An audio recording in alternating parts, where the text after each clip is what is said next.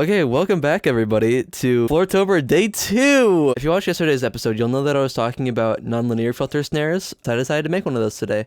But it didn't really come out the way that I was intending. Like, I was kind of hoping for like one of these, but I kind of did it wrong, so instead we have this.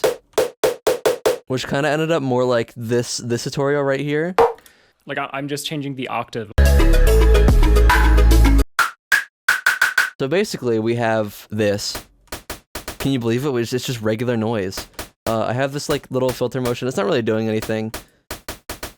In fact, it's not doing anything. And then we have this, which is making the fundamental of the snare.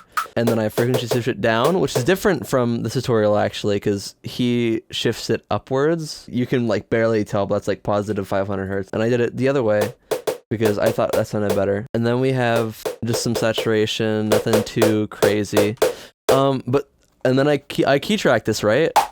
But then I realized that if I play it lower, it kind of sounds like just an acoustic snare. So I added some like stereo white noise, which is basically just acting like reverb. And that is literally it for today.